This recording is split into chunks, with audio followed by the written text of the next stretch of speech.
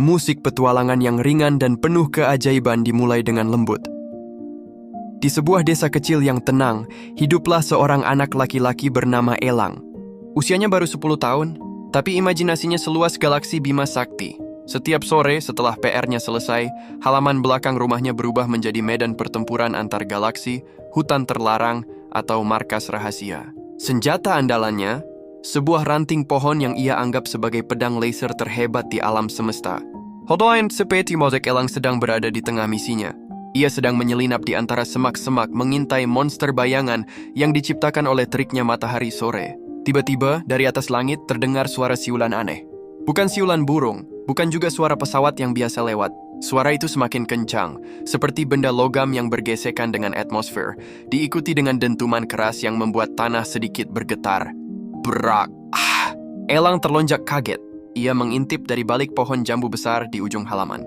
Asap tipis mengepul dari balik rumpun bambu yang lebat. Rasa takutnya seketika dikalahkan oleh rasa penasaran yang luar biasa besar. Dengan jantung berdebar kencang, ia melangkah perlahan, ranting pedang lasernya digenggam erat di depan.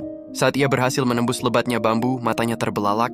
Di sana, di sebuah kawah kecil yang baru terbentuk, terbaring sebuah benda aneh. Bentuknya seperti telur logam raksasa, berwarna perak kusam dengan beberapa bagian yang hangus dan penyok. Pintu di sisinya terbuka dengan desisan pelan. Dari dalam kegelapan muncul sesosok makhluk. Tingginya hanya sedikit lebih tinggi dari Elang. Kulitnya berwarna biru lembut seperti langit senja, dengan mata besar berwarna hitam pekat yang memancarkan rasa ingin tahu, tapi juga sedikit ketakutan. Makhluk itu tidak punya rambut, tapi di kepalanya ada 3 antena kecil yang berkedip-kedip dengan cahaya lembut.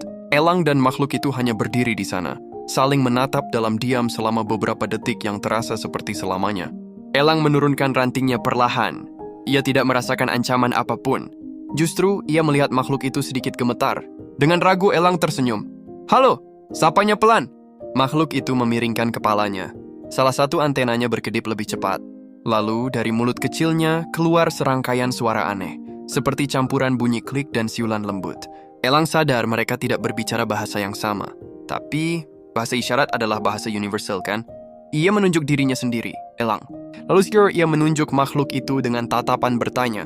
Makhluk itu sepertinya mengerti. Ia menunjuk dirinya sendiri dan mengeluarkan bunyi yang terdengar seperti Zipo. "Oh, Zipo?" Ulang Elang. Makhluk itu mengangguk antusias, antenanya berkedip gembira. Itulah awal mula persahabatan paling rahasia di seluruh dunia.